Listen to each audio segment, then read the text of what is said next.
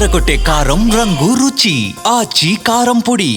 ఎన్నికల్లో గాంధీల మాటలు చెప్పి మోసం చేశారన్నారు హరీష్ రావు. రేవంత్ రెడ్డి మాట నమ్మారని రాహుల్ ని తీసుకొచ్చారు. బాండ్ పేపర్లపై సంతకాలు చేసి ఇంటింటికి పంచారన్నారు హరీష్ రావు. 700 రోజులైనా 6 గ్యారంటీల బాండ్ పేపర్లకి దిక్కేలేదన్నారు. 6 గ్యారంటీలపై ప్రశ్నిస్తారనే రాహుల్ తెలంగాణ వైపు మొహం కూడా చూపించట్లేదన్నారు. బాకీ కార్డు స్థానిక ఎన్నికల్లో కాంగ్రెస్ పాలిట ఉరితాడవుతుందంటున్నారు మాజీ మంత్రి హరీష్ రావు.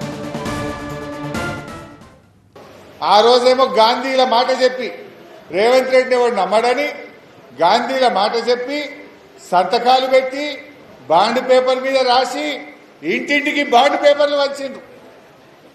ఓ దిక్కు రేవంత్ రెడ్డి సంతకం, ఇంకో దిక్కు బట్టి విక్రమార్క సంతకం, చెరొక్క దిక్కు సంతకం పెట్టి బాండ్ పేపర్లు వంచి ఇవాళ 100 రోజుల్లో ఇస్తామని చెప్పి 700 రోజులైనా కూడా ఆ బాండ్ పేపర్ పత్తలేకుండా వీకింది.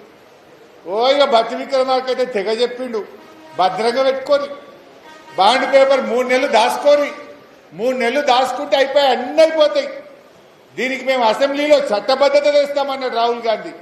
మరి అడవే చట్టబద్ధత? మొదటి క్యాబినెట్లోనే చట్టబద్ధత తెస్తామన్నారు. 30 క్యాబినెట్లు అయింది, చట్టబద్ధత లేదు, అసెంబ్లీలో పెట్టింది లేదు, బాండ్ పేపర్ గురించి మళ్ళీ రివ్యూ చేసింది లేదు.